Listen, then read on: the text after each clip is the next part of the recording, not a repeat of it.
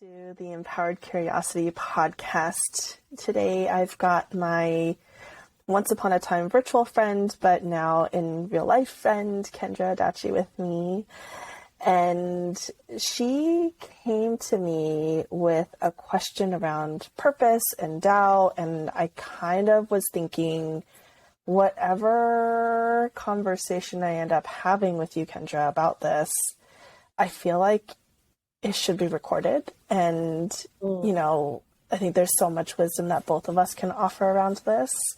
And it's the core of what my work is nowadays. And so I just thought it'd be really great to just hop on and record an episode with you. And like we were saying before we hit record on this, we're just going to flow with it. We don't know where this conversation is going. And I think it's my favorite way to connect with people on interviews, and especially with you, because I find such safety in our conversations. And so I think that there's going to be, I have no idea what gems we're going to uncover today. So I'm glad that you're here. I'm glad that our listeners are here, and I'm so thrilled. Thank you so much for even offering this. So yeah, I came into your inbox, I slid into your DMs. I mean, we're friends, so I was just like, this is fine. Yeah, you're just like, this is what's on my mind. Yeah, I was listening to a podcast of yours, and then I was like, yeah, do you have any resources for Tao? I could like jump right into all of this. Get it, girl. If you want, if that's good. Okay.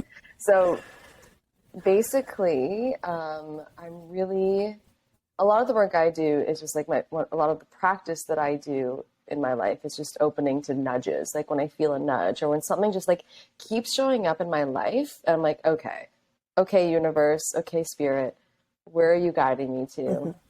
I really have, I do my best to practice the awareness of like, okay, there's something here. And it's not always, but when there's something that's like pretty consistent, I'm like, okay.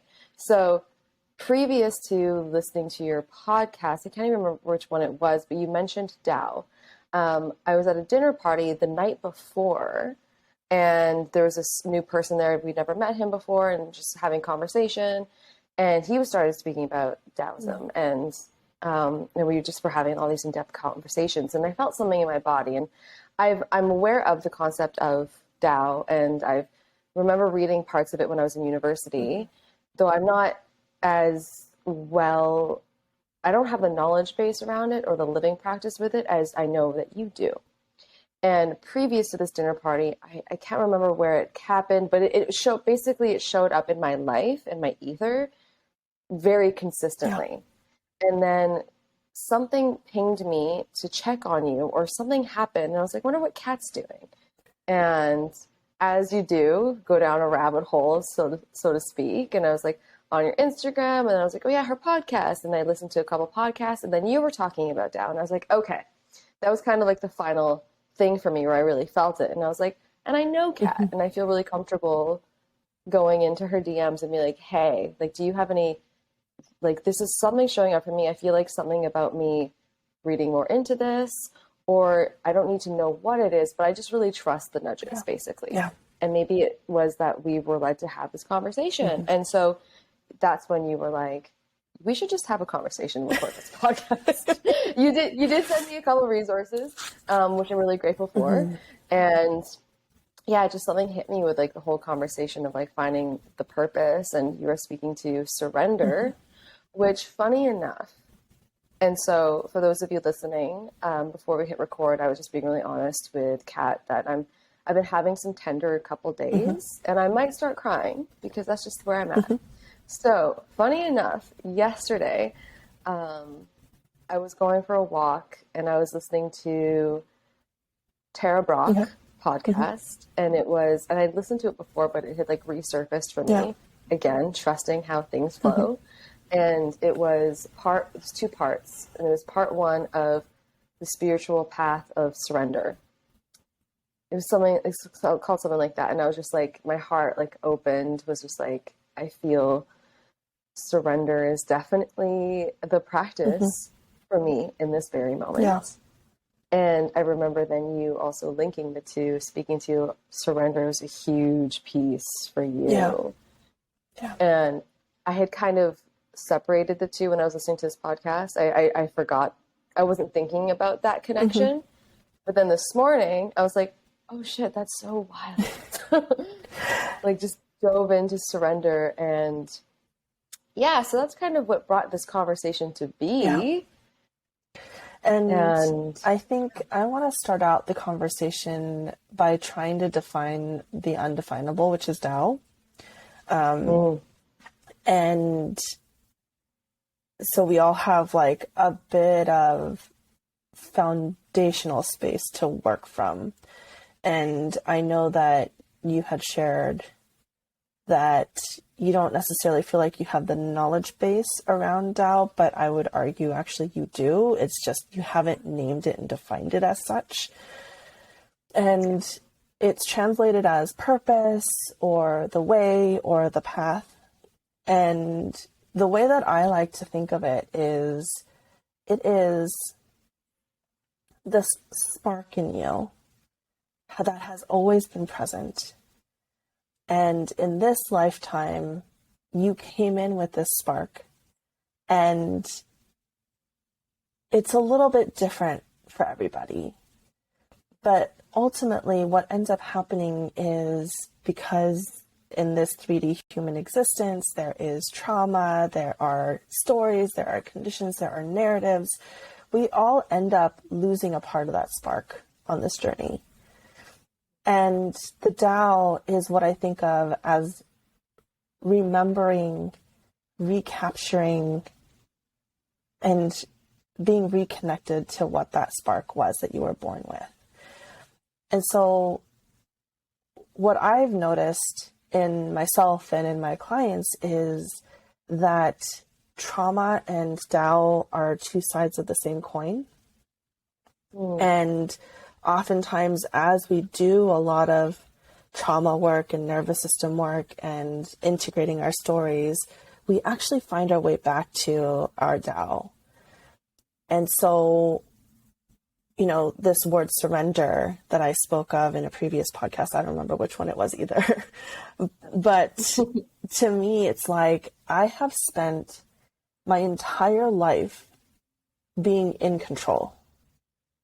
And it came from childhood all the way up until my early 30s. And so I grew up in a family that was really chaotic. I grew up needing to perform and make grades and, you know, sort of the stereotypical things that you think of as like the first generation Asian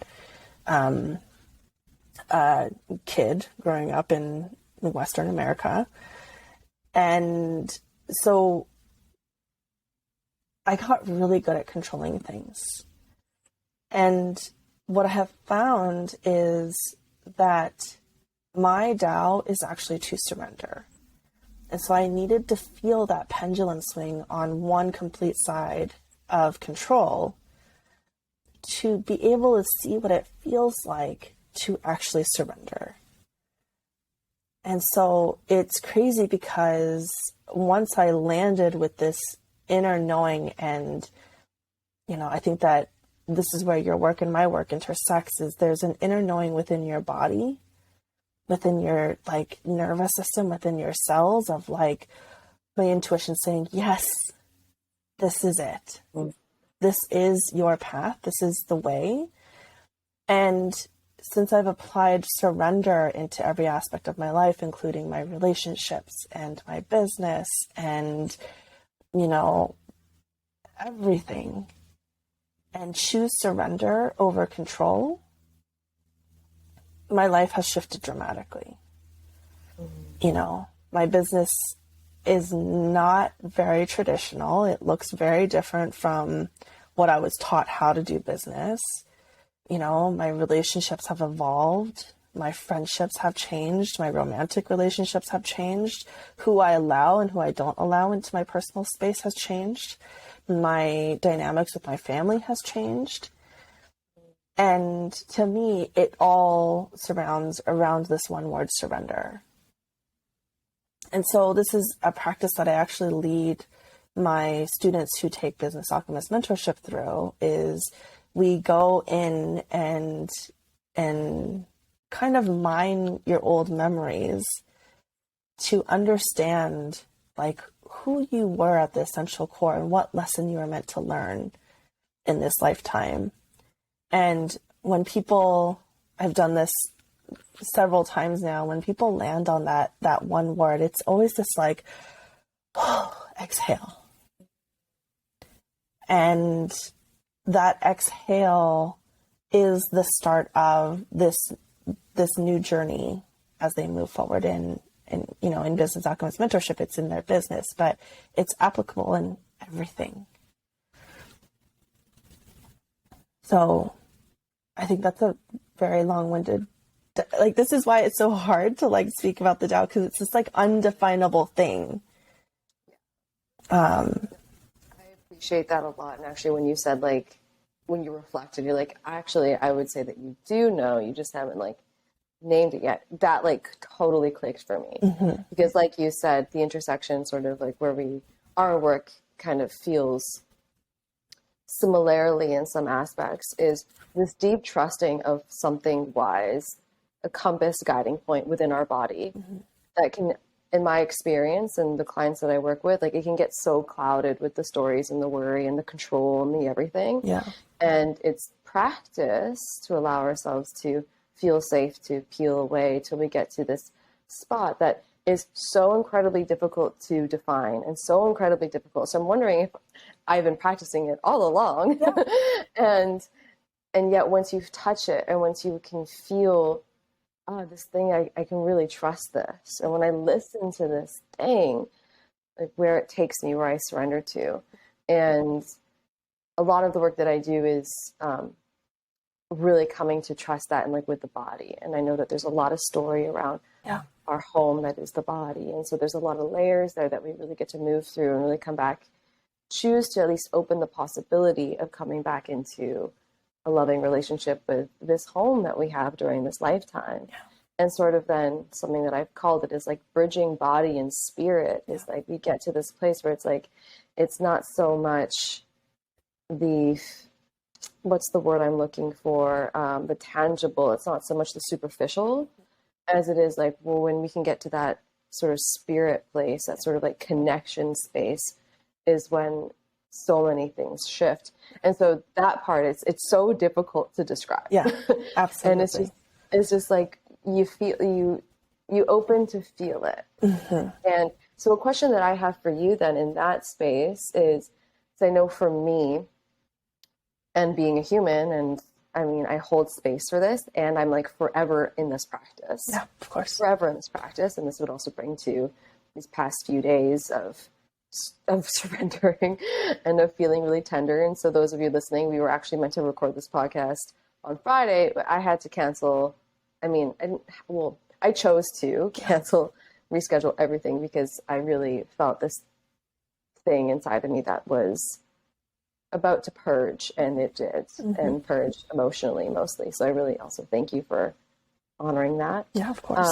But so this question I have is, what are some ways, like, and you are a human too, so maybe I'll just give an example. This past couple of days, I've been finding myself really, really noticing the old pattern behavior narratives in my mind that are quite mean. And I'm in this spot in my practice now where it's like I can really take a step back and I can see them for what they are, as opposed to being run with them and going on the ride with them and it being my life. Yeah. But this is where it is kind of crunchy and uncomfortable because I'm like, I see you and I feel you. Yeah. And I know, I'm doing quotations, what to do. And it's still very uncomfortable. Yeah. And I'm still very like, I just could cry at any moment. Yeah. And I'm feeling this wave. And what I would say is I know something is shedding for me. I know something's really coming up because it's meant to leave now. Yeah. When for the regular human being, and like myself too, I'm a regular human being. Those of us that have these moments of feeling, worry and doubt and really feeling the mind like, oh, it's like a weighted blanket. what are some practices or some things that you have noticed that support you to come back to that spot, that really hard to describe spot? Yeah. Yeah. So I love this because I think that when we talk about Tao, we can go into the esoteric pretty quickly. And I'm all about practicality. You know, like, let's make these practical. Like, we aren't just stardust floating around in space right now. We are human beings on like this 3D world, and we have grown up in this particular time with this particular culture and this particular body. And so how do we work with Tao in this moment in time? And I would say there's two pieces that I want to sort of talk about, which is introspection, using those quote unquote signs and symptoms as guides, right? And so introspection is just a fancy word for saying, how aware are you with the things and the processes and the feelings and feelings, meaning like physical sensations that are happening in your body. You know, we have so many things that disconnect us from our body, and rightly so, because this is a scary world that we live in. And so our nervous system has evolved this very practical process of kicking us out of our bodies when things get scary. And we're also living in 2022, where a lot of things that we hold to be valuable are logic, knowledge, thinking. So all the things that happen from your shoulders on up. And we don't pay a ton of attention and value the things that our body is trying to say, right? So I think that the first piece is always, always, always that first stone in any sort of spiritual practice, and you can look at it through all sorts of different traditions, is how connected are you to your body? You know, it doesn't matter where you go in the world, the native traditions here, Taoism, you know, Buddhism, like all these traditional medicines have an element of how connected are you to your body, and how well can you use your body as a conduit of information. And that's really what introspection is. And so I would say that that's the first step, is feeling into like what, and I think that you're very good at this. This is why you hold space in this way, is that connection between the body and the soul and the spirit, right? Is how can we use the body as a communication device to actually understand our spirit better. I think the second piece is, and it's interesting because, again, I love the dynamic and perfect timing of this, is I've had people ask me, you know, you seem so calm all the time. Were you ever anxious? You know, you seem like you've got your stuff together. Was there ever a time in which you didn't have your stuff together? And, you know, I don't know if I have the exact words that I want to use around this yet, but I think just in the early phases of me talking about this, I am a recovering perfectionist, recovering controller of all the things, recovering from an anxious attachment style, and a recovering harsh critic of myself. And when I think about all those different patterns, it's like they were all trying to protect me in some way, right? They were trying to help me, and our nervous system is really designed to either move away from threat or pain and move towards pleasure. And so all of those survival tactics that I had used early on in my life, and, you know, it's not like they go away. Of course, I'm still anxious at times. Of course, I go back into clingy behavior at times. Of course, I want to try to, you know, create a perfect thing to present to people at times. And so can we connect those patterns that are intangible and a bit esoteric into a sensation in your body?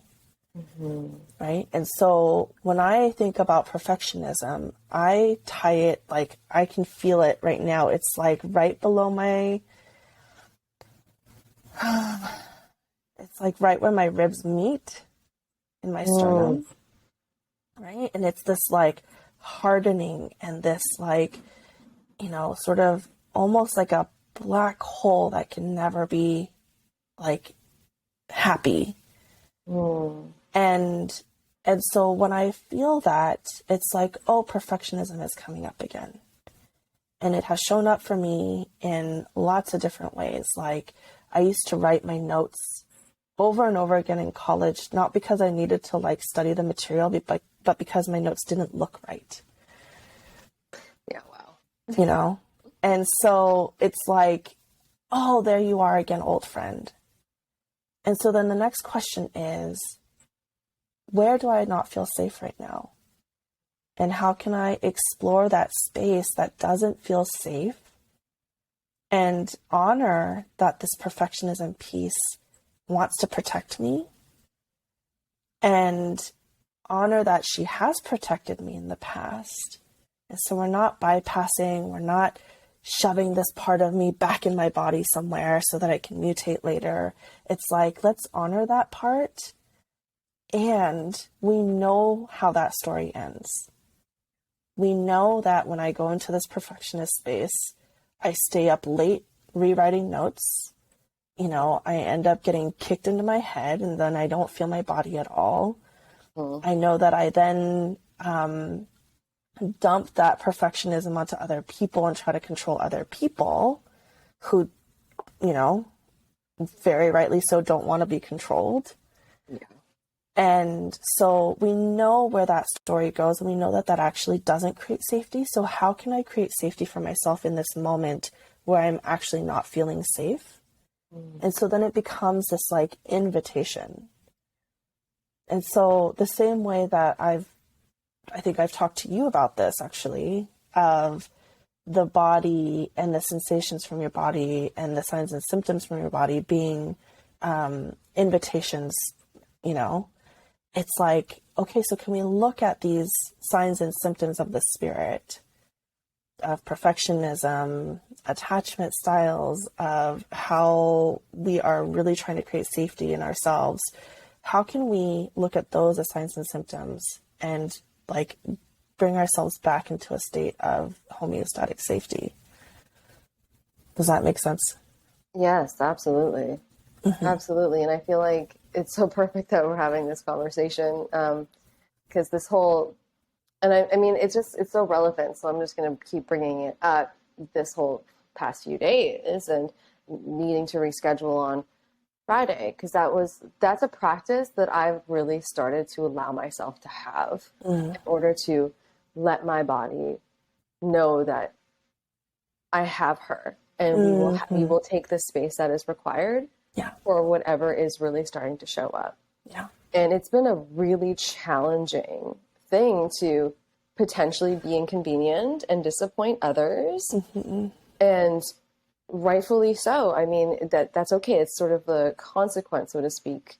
And there's going to be consequences, but it doesn't need to be so heavy.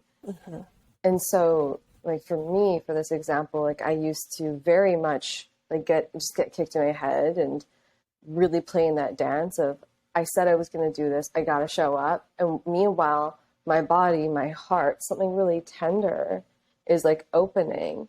And I know when I can start to feel depression and worry in my body, like you were talking about perfectionism, I feel worry behind my eyes and like heavy, like kind of like in my face, like behind my eyes and down into my throat, like that ball in my throat. And this like I want to squint, like it gets very like, I'm worried. And depression is sort of like a dance that happens all over my body. And there's more so behavioral aspects when I know I'm like, oh, hello, old friend, you are here. Yeah. And so that place of choosing to feel first of all, the clarity of this is like my body's showing me something, like you were speaking of. And sometimes there are very physical symptoms like rashes or bloating and digestion, which also is a thing that can show up for me is digestion, 100%. But then there's also like the emotional, the heavy, like is my mind like on overdrive playing this narrative that I know so well. And so for me on, I think it was Friday, I woke up just like felt like I was hit by a truck. Felt like I was hit by an energetic truck. And previously, my pattern or my choice would be push through. You have things that you said you're going to do today. You got to do this. And my practice has been to sit with that. And like, I know that you're just wanting to like also be protecting of me, like this controlling piece of you just don't want me to feel the pain. Yeah. You don't want to feel the pain, just as you were saying. Yeah. And I'm aware of this now. And there was a choice to sit with and be like, okay, well, what's actually true, body? Like, what would be the thing that could love you the most? And it was so confronting because it was like, I just need you to be with me. Yeah. Like we don't know what it is, but just literally just create the space so that this can be here, as uncomfortable as it is. And to do that, it was confronting, and at the same time, it's also reorienting the ways that I choose to be in relationship with myself before pleasing others. Yeah. And so there's a lot of layers to that. Yeah. And just in that choice alone, created an uncomfortable but very necessary like chasm that opened to be like, oh, I'm safe here now. And even today, I still feel tender. Yeah. It's Saturday, Sunday, literal just waves of grief just started to come through me. Yeah. And I feel like it's really one thing to have the choice to practice, like how's it showing up in my body, and getting to know where does this feel, like you were saying, the perfectionism. And when you can feel it come on, you're like, okay, this is the time, like this is the practice where I sit with it and I hear it and I understand like where it's coming from. It's one thing to choose to practice it. The other thing for me is really committing and devoting to this is how I'm going to support you in what you reveal. Yeah. Yeah. This is so timely, this conversation. I'm so glad. The word that was coming up as you were speaking is trust. Yeah. You know, and if you think about what builds trust in relationship between two people, it's action, right? And so what builds trust between you and your relationship with yourself and your body? And in a world where we are taught to override, where we are taught to neglect our needs, where we are taught to neglect our own sensations, what helps you bridge that relationship is through action. And I think a lot of relationship coaches talk about sliding doors moments. Have you heard about this concept? Yes. It's from the movie Sliding Doors, where it's like these little moments happen and you don't know how they're going to affect the rest of your life, And I think that the way that the movie is set up is, the main actress misses her stop on the subway in one storyline, and then in the other storyline she makes it onto the subway. And so then it's like, okay, so now there's it's almost like a butterfly effect of like, okay, so how does her life change beyond this moment, right?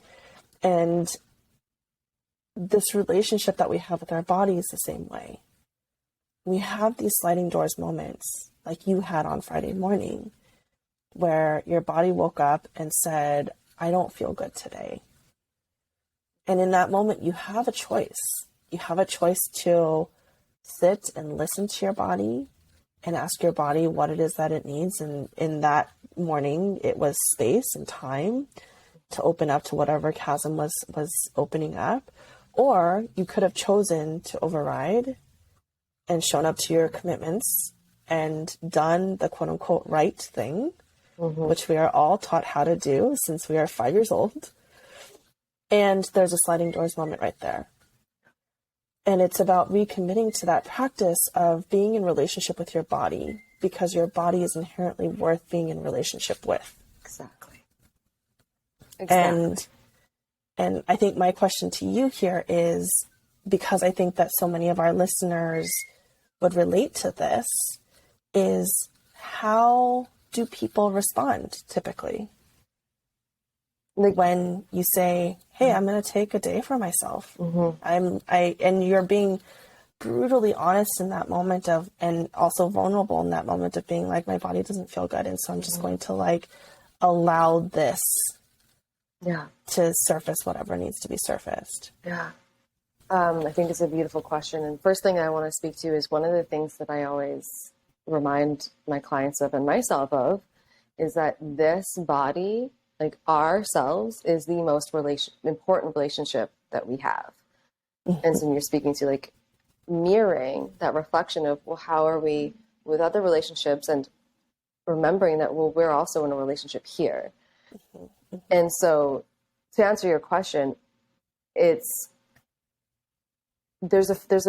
could be a long-winded question, but to simply put it is, I'm usually surprised at the permission that it actually gives.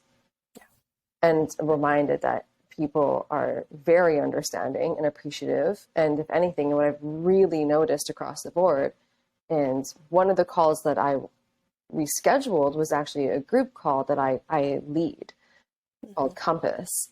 And in our little Telegram chat, I even asked him, like, what does this bring up for you? Like, how is your body responding here? And there was answers of like, I'm almost jealous that you can do this for yourself.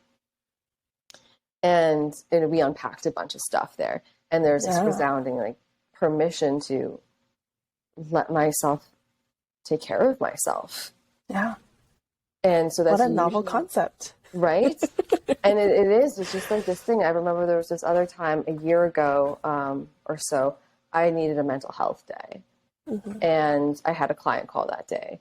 And we rescheduled, and she really came forward with, wow, I never do this for myself. Which is the same concept. And she was just really getting to sit with what that gave her. Just by us allowing ourselves to honor ourselves, what that can give somebody else. And that's usually the response that I have. Yeah. There's a caveat to this, is that I also have been very open to practicing how I communicate like my needs, and the people in my life have shifted a lot. Yes. And so when I say this, is that generally now the people in my life, they're very understanding. And they're very respectful, and they're in their own sovereign agency. Yeah. Sometimes, like there was this one time with my partner, Jeremy, where he did get disappointed, and we got to have a beautiful conversation around it. And it just opened a lot up for us, but there was time for communication. But previously, first of all, it was rare that I would choose myself. And then this would show up as resentment. It would actually be more harmful to myself and my relationships. And previously, the types of relationships that I had in my life, not all of them, quite a few of them, they would take it personally, and they wouldn't have the spaciousness to honor what it is that I just also need for my body. And likely because they also didn't for themselves. Yeah. So long-winded. That was going to be my follow-up question is, or follow-up reflection is, even if you are met with resistance, this is worthy of doing the work. Yeah. Because this is a sliding doors moment, not just for you in relationship with your body, but also in relationship with your other relationships. because it gives you information.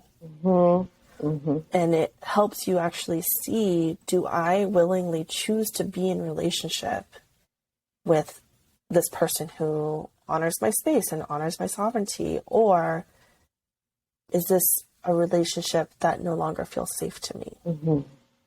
And it's worthy of having those conversations. And it's interesting because, again, timely conversation. I had 2 people cancel on me last week for podcast interviews. You being the first one, and we explained, you know, how beautifully and graciously you did that, actually. And so when I received that email from you, it was oh my gosh, yes, I am feeling that openness and spaciousness for you, because you were communicating, even if it was on the day of the recording, you were communicating a need. You were communicating that you're honoring your body in this way. You were communicating that you're prioritizing the most really important relationship, which is your body and, you know, your own spirit in this space. And so to me, that was like an automatic, like, fuck yes. And like I'm in your corner cheering for you, you know, like that sort of energy. And earlier that week, I had somebody cancel on me. It was the second time she had canceled on me. And it was from a space of, I'm in the middle of a really big launch. And so I can't show up on your podcast. I had already made plans with this person to collaborate on some workshops. And so I'd already paid her some money, a big chunk of money. And so the podcast was meant to be a promotional for her. And to me, I've run launches before. I know what that feels like. And it was all from a brain headspace that she was reaching out to me. To me, it was like, if you know you're going into a launch, you look at your calendar, and if you need to make space for yourself, then you create that space with a little bit more of a lead time than 2 hours. And it felt really disrespectful of my time and of my energy and, you know, of what I'm planning on doing for her. So to me, when I felt into my body, that was a full-on shutdown no. And, you know, so I want to just illustrate this because it can show up in 2 different ways, right? Like your vulnerability and authenticity and reaching out and sharing what was actually happening in your life versus this person who was like reaching out from a logistical point of view. And actually that relationship has deteriorated even more. And so to me, it was like, oh, this is a good sliding doors moment, right? By me choosing and honoring my no, because when I first got that email, like I went through this like, oh, okay, I'll just let her reschedule again. It's going to push back our, you know, collaborative launch a little bit, but, you know, I'm just going to make these accommodations. And then I sat with it in my body and I was like, no, this is a no. And so I'm going to hold my own boundary around this. And from there, the relationship has continued to deteriorate, right? And so to me, it was like that relationship was meant to not be a part of my life. And so, like, this is just to piggyback on what you were saying, is like, as you start honoring your own self and start choosing your own body in these ways, in this very tangible way, this showed up for me this week in terms of like, I'm a yes with Kendra, you know, because there's alignment here. And because we're both like going to honor our own boundaries, we're going to both communicate and be authentic with each other. And with this other person, it no longer feels in alignment. And it's not somebody that I want to bring into my sphere and then expose my community to. Right. And so I'm actually grateful for that experience. Yes. Right. This is so beautiful. And it could have gone a completely different way. Yeah. No, thank you for sharing that. There's so many pieces that showed up for me. And that is like, the feeling of yes and no, and how we can really utilize this in all areas of our life. And it can be quite simple. And sometimes I also I really want to recognize that the mind can come in and can confuse and cloud things. And so this just also leads to, in this example again, of really feeling into what's true. What is true? Because I've also had moments where I actually am just feeling anxious and nervous about something, and my mind wants to come in and be like, what if we just like didn't do it though? And it sounds like easy. Yeah. And the relationship I have now with like just feminine integrity and just like what is true and like what is trying to protect me versus like what is that's opening, expansive. This is true. There's a very different feeling versus, okay, I'm just going to say no because it's scary. Yeah. Versus like, no, this is actually like very true. And I know because I've experienced it before that if I were to have shown up in that space, I wouldn't have been, so I was supposed to hold space that day as well. And I know it wouldn't have been as deep in service. I wouldn't be there to commit to hold and to really actually be open.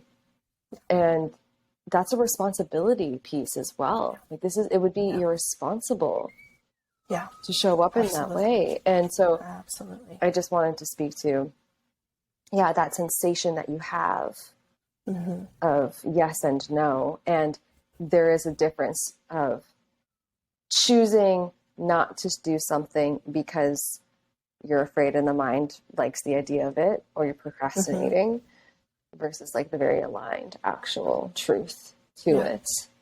Yeah. So, and just as you said, like what gets to be revealed from this? So this is going to go a little bit deeper as well and kind of maybe go back to Tao of just like this trusting, the surrender piece of we don't know what we don't know. We don't know how the future is going to unfold, but can we trust that, this circumstance, like this moment, this thing is playing out the way it is because something really true is happening for me. Yeah. Like this relationship is maybe not meant to be in my life. And where do we notice ourselves maybe wanting to grip and control and be like, no, but we'll make it happen. Versus, can we surrender to the truth of what's unfolding here? And really honor ourselves in that. I think a reflection that I want to make here is that a lot of my listeners are spiritual entrepreneurs. And we are in this commitment with each other to approach our businesses from a spiritual practice. And oftentimes I think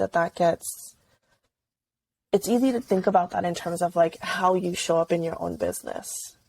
Like what kind of clients you want to attract, how aligned you feel to your work, how on purpose, on Tao you feel when it comes to your work.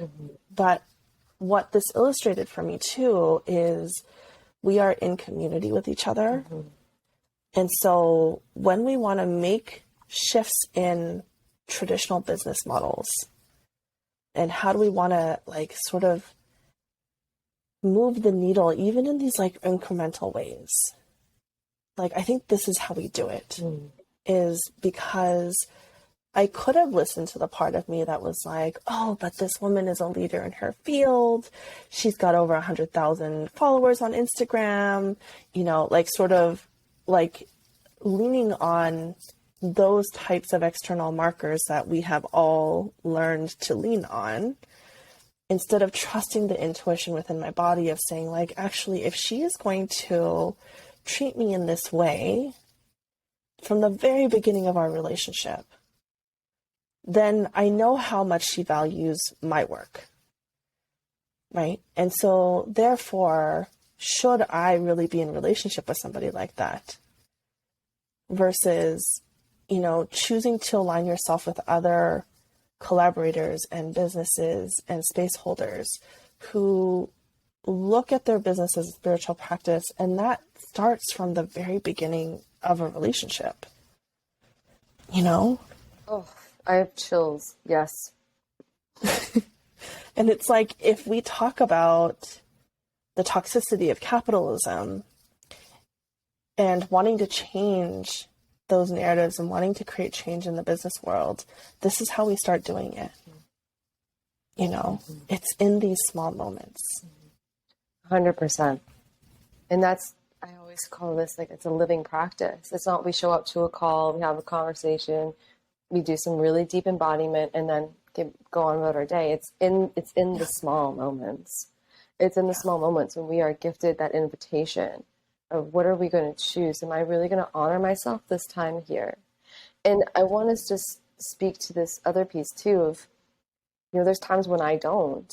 And that in itself is an invitation to forgive or accept or not judge or shame, and just to even have full approval of what it is to be human in those spots too.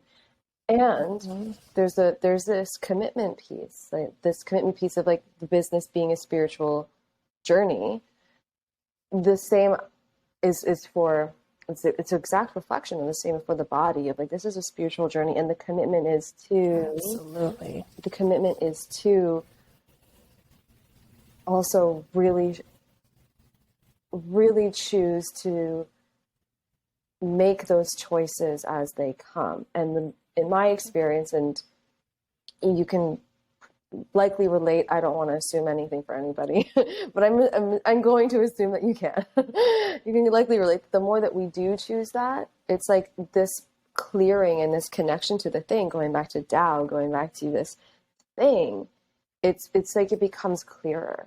For me, it's like I can't not know it as it's here, because it's like I'm clearing the path to connect to it more. I've called it my inner compass, intuition, what have you, just the wisdom that is unique to me, that can get so clouded by all the ways that we don't choose ourselves, by the ways that we do choose the external thing, versus what's actually true here. Again, that's always the question, is like, what's actually true here? And the more that we choose that, it does feel more accessible. Yeah. Even in the most trying of times, I can still feel it lingering, and I can feel my human just being a crazy out here doing all the crazy things, and I can still feel it being like, okay, but is this true? And I'm like, ignorance is bliss sometimes. Approval of humanity. Yeah.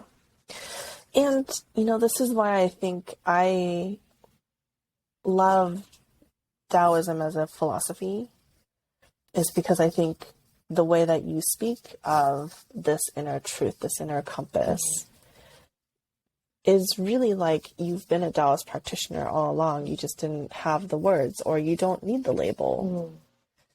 To me, the words bring a sense of security and a sense of like rootedness, and like, I love words and I love language, and so it sort of like pings that nerdy part of me. But really, when it comes down to it, is when you step out into nature and you feel your body and you feel what a yes or a no feels like in your body, like, that's all you need.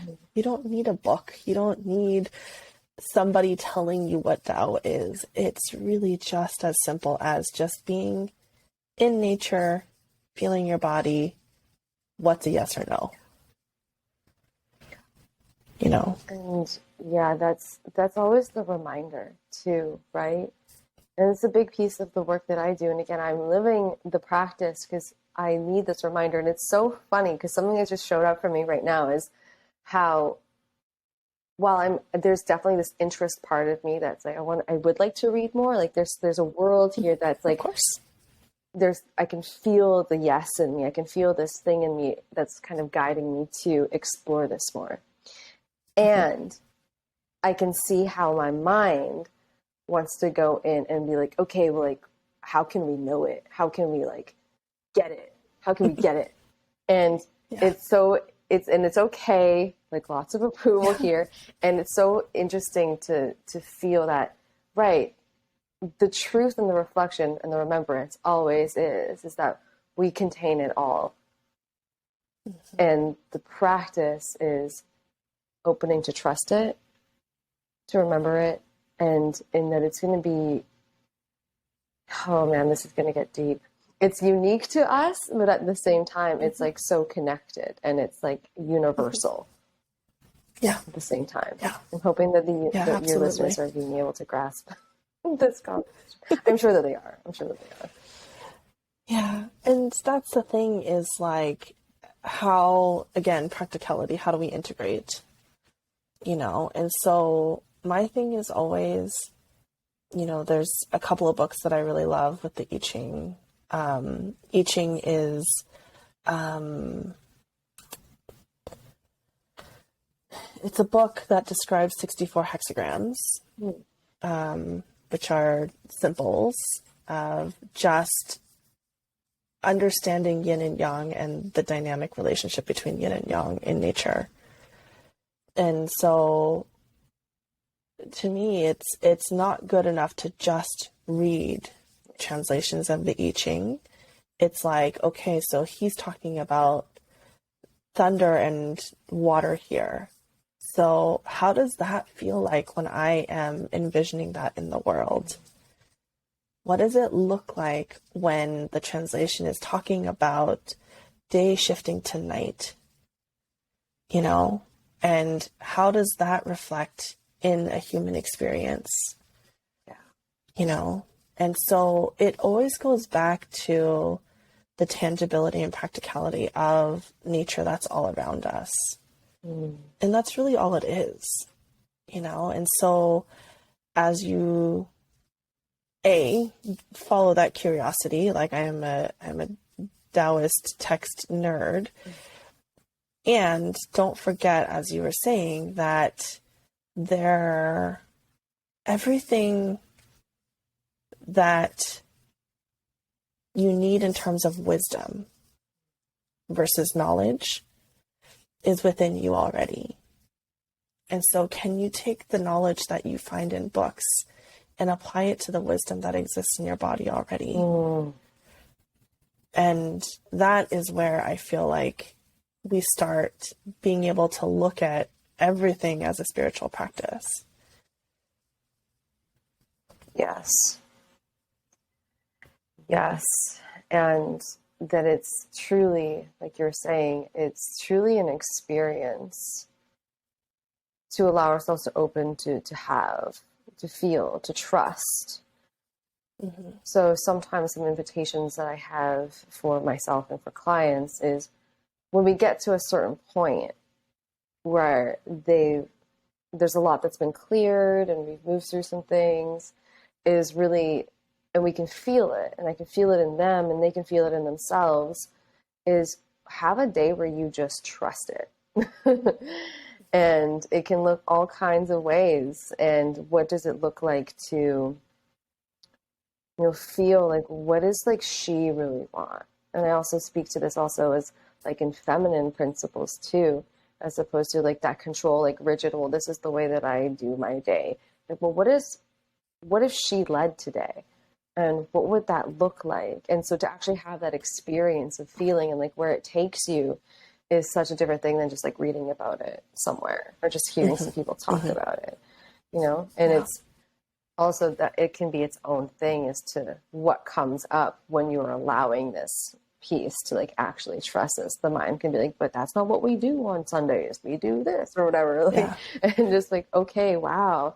The control thing again is looking at where have I, maybe not allowed there to be some openness to feel the Tao, to feel the thing. Yeah. Where can I let this? And ultimately, I was going to say, where can I just let this surrender? Yeah. And I think that what you're speaking to is important to just highlight and note here is that when you are in connection with Tao or your inner compass or your inner path, like whatever words you want to use there,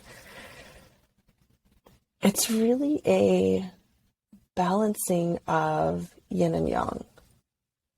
Or another way to put that is it's a balancing of the masculine and feminine. And so the feminine's role is to hold intention And then she creates, or rather, she hands that intention off to the masculine, and then the masculine takes aligned action. Where we fall into trouble, where I see a lot of our society falling into trouble, is when the masculine says, I got this. I'm just going to do it my way, without listening to the intentionality of the feminine. And so then we end up in performance. We end up in doing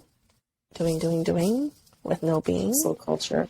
We end up in a space, hustle culture. We end up in a space where the outcome is the most important thing. And so when we are aligned with Tao, what we're actually doing is we're allowing for that space for the feminine to tap into her wisdom. And then we're also giving her permission to send her directions and instructions to the masculine. And so we don't have to be in rigidity and we don't have to be in control, because that's a masculine that has become oversaturated. We can take action from an aligned place. And I mean, like, life gets a lot more efficient that way. Yeah, thank you for bringing that all together, because truly, first of all, structure is important. We do need it.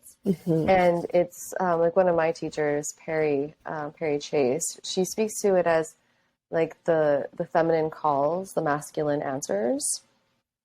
And very similar. So again, with this experience, just going back to this is the example that's relevant of my experience last Friday, is the masculine thing, the sort of structured thing, the rigid thing would have been to do all of the calls, to really, quote unquote, show up. The feminine piece was then being really honest and saying, no, this is what's required. This is the wisdom here. This is what's required. And then masculine can follow suit by rescheduling, doing the emails, and like supporting so that whatever needs to be held or expressed or what have you can do so.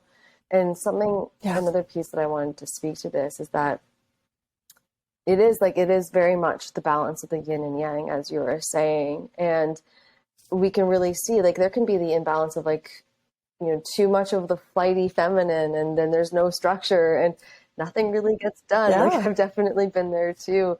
And it's fun, and it's whatever. It's an experience to allow yourself to come back into equilibrium.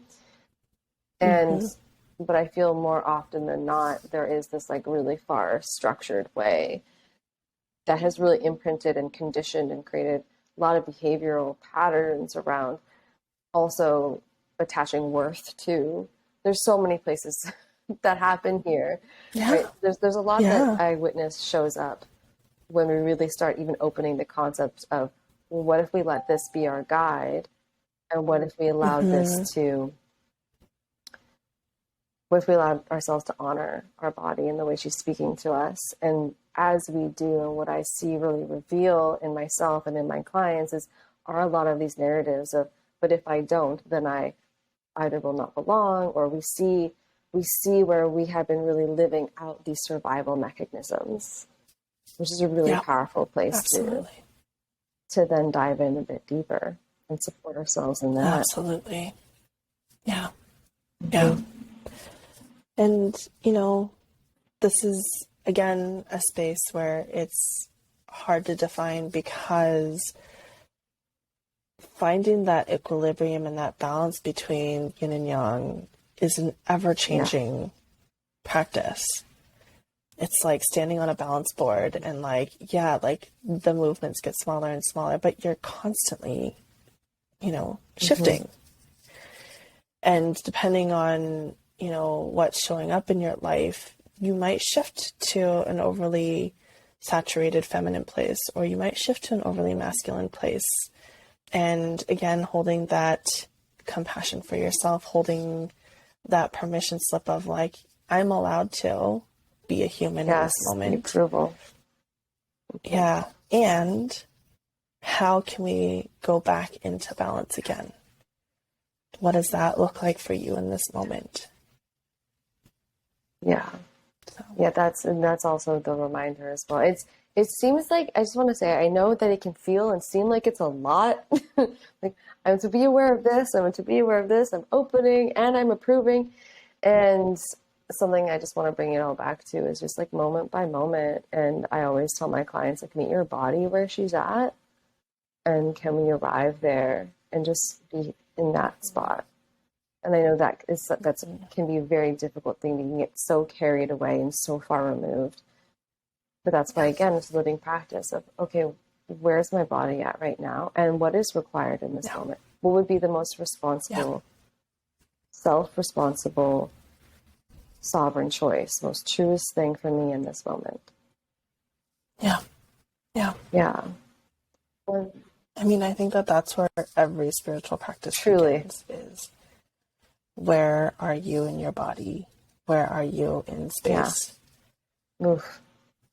Which is a whole thing, a whole topic in itself. It is. I just want to name this. I still feel myself, because it's so tricky, and I just want to capture it while it's happening. I can feel my mind still being like, well, what's my Tao word? And my practice right now is to just surrender to letting it unfold, and this kind of being a reflection that I see, that I give invitations to all the time, is that there's nothing to grab, and then there's nothing to fix, there's nothing to force.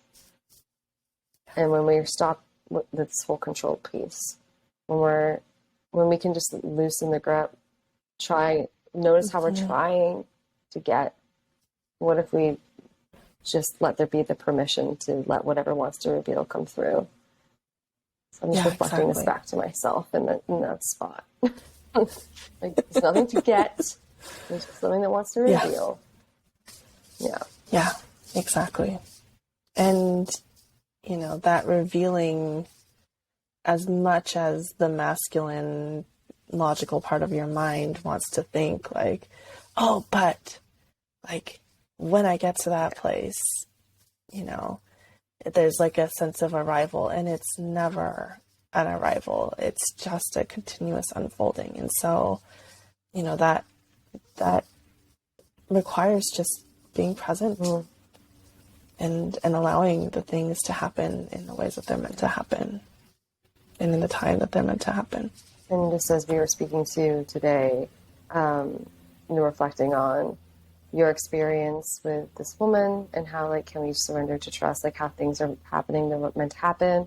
As any spiritual entrepreneur, like, we show up, obviously the structure is important, but then can we also see that, oh, maybe this is unfolding this way because this is the lesson I am to learn in this. And there's so many, this applies to everything. Yeah. I think a really common thread in all of this is, where are the ways we can notice what might need to be cleared when our body's speaking to us, whether it's through perfectionism or worry or whatever the sensation is. We can feel when there's something happening. The invitation just to let yourself pause for a moment to really let it reveal, like, what is it asking of you? And I know that in itself it's actually a lot more simple. And I feel like our mind wants to make it a lot harder than it is. But just even in that spot is one thing, letting it be there, approval of it. And then if you can touch the place where it's asking of you how you can support it, is then, that action piece.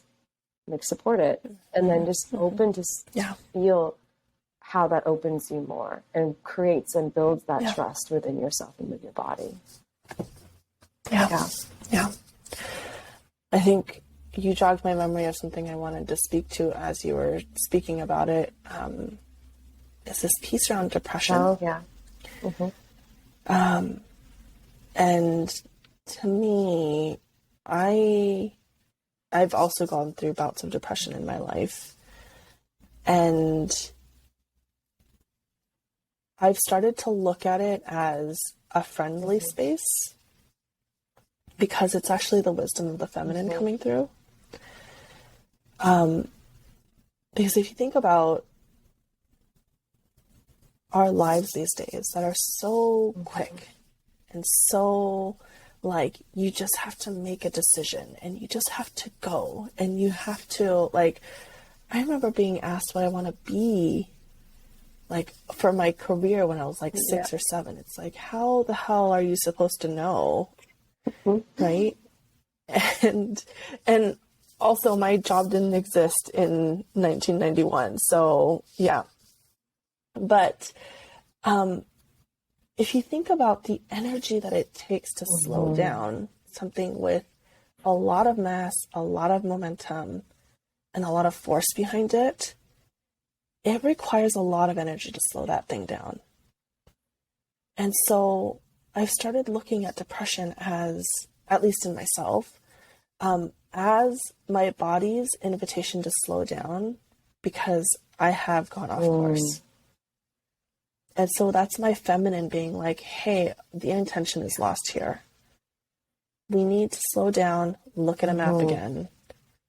And you aren't going to do that. And so I'm going to create depression in the body so that you do this thing that I need us to do. And I know that's a radical way of looking at depression. But to me, if we take this concept of signs and symptoms as being invitational, like that's the invitation that depression is asking of us. Yeah, I actually really resonate with that as someone that's definitely experienced depression in the most severest cases in her life. I actually often say, and it's so true, is I'm really grateful for the experience of it. And you said something earlier in this conversation, I can't remember exactly what it was, but it hit that spot of sort of that gratitude of the pendulum swing.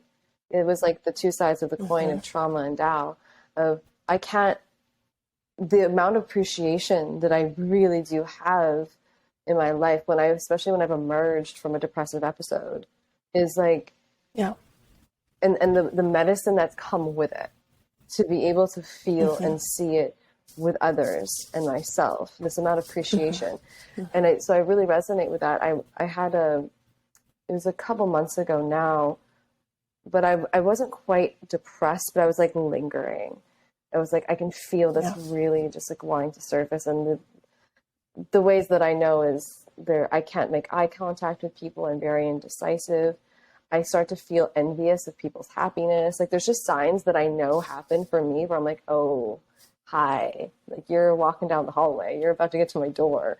I know this. Yeah. And this thing that came up, and it really revealed a beautiful conversation between my partner and I, was that I felt like I was lost at sea. And that's like what needed to come up for me to like also speak to, was that I felt alone, lost at sea, but I wasn't also shining any beacon or anything for anyone to come and find me. And I found that narrative and like what you were speaking to and the connection of it is sort of like, well, what got me lost at sea? And allowed me to really feel like that, the body again, and it connects. This is kind of going all over the place, so I hope that this does make sense for people, but that my body and that feeling of being lost at sea, it's like this feeling of like, I'm alone, like nobody sees me. I'm like, everybody's off living their life and I'm over here and I'm alone. Like the sensation of that in my body of, well, where is this directing me to? And like how, not that I necessarily needed to know how did we get here, but where did we get off course? Where did we get off course to be lost at sea? And what it really showed for me was I just, the ways that I can really push people away, and this like lone wolf identity that is still sometimes shows up for me, and it just does not serve like it used to. I know it's protecting me. I know all these things, and it just doesn't protect me anymore. And I was really seeing how, when I push people away, like I feel very lost at sea, and I can feel like this well of the sensations of depression really come in from this spot. And so I knew then was to really practice opening and reaching out and being more active in creating more socialization in my life. But again, I also really, like you were speaking to, I really trust and believe in the sensations that show up is a way that our body is telling us and speaking to us, and directing us and guiding us back to like, you need to pay attention. We really need to listen here. Yeah. Yeah. Yeah. Yeah. Thanks for naming that and making it tangible. And I also just want to add as like a bit of a disclaimer is, you know, when I say that, like, we need to reorient ourselves in depression and start looking at depression from a different lens. It's not to diminish your experience of depression if that's something that you're going through right now, you know, and I know that, like, I've been in really, really deep spaces where I felt like I couldn't get out and have had suicidal ideations. And to me, if I had heard some of this stuff back then, I might have been resistant to it. And so I think this is an invitation and a chance to honor your own sovereignty of, like, take what you need from this conversation and leave the rest. And that's totally okay. Yeah. Yeah. I think it's really important to note that for sure. Yeah. Yeah. Well, dear, I feel complete now. I feel like those last little pieces needed to come in. I think it's like, it feels true. It feels true to speak to these things, because it's also so incredibly, I don't want to say normal. That's not the word that I want to say, but it's common. It's a common experience that we have as human beings. And yeah, let yourself open to receive whatever you're meant to, and whatever isn't is perfect. It's all perfect. Yeah. Yeah. Thank you so much, Kat. Thank you for coming on and having this brave conversation with me. And I so appreciate you, and I appreciate our friendship, and I love that you're in my life. And next time I'm in Vancouver, I am going to give you a big hug. Yes, please. Please do that. Yeah, thank you for opening this. Before we log off.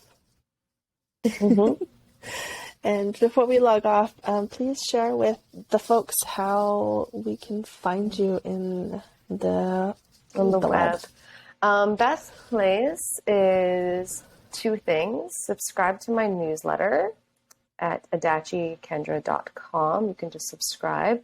I've been really I share a lot of stories there that I don't on my socials. And for one thing is I like to write long form, and I dislike when I'm in flow editing to fit a post. And there are some things that I feel like I'm so true about speaking to that may get banned on Instagram. Who knows? And I love writing and having communication with my community through my newsletter. So that would be a wonderful spot. And then, of course, Instagram at Adachi Kendra. And I am pretty active on there. I share a lot of what's been going on. Right now, I'm really enjoying in what I do mostly. I shouldn't say what I do mostly. What I'm opening to mostly is I have really deep, intimate one-on-one containers that are 8 months minimum, and I'm in love with them. It's really a place where we get to fully open and access, and it's patient work. It's really patient, slow, trusting work, and really coming into this relationship with our body, this most important relationship with our body. So that's one offering that is open right now, and another is this newest offering I have, which is Compass, it's currently happening, and so the second cohort will be opening in September. It is a 13-week. Right now it's 8 weeks, but it's true that it must be 13 weeks. 8 weeks is just the depth that we go and what needs to happen. So I'm definitely allowing it to expand in the way that it's needing to. So Compass is the direct practice of what is it to touch this thing. what does this look like? And yeah, so if anybody wants to hear more about that, they can email me or fill out an application on my website or shoot me a DM. I love chatting with people. I love meeting people, connecting. Yeah. Awesome. Well, thank you for being here today.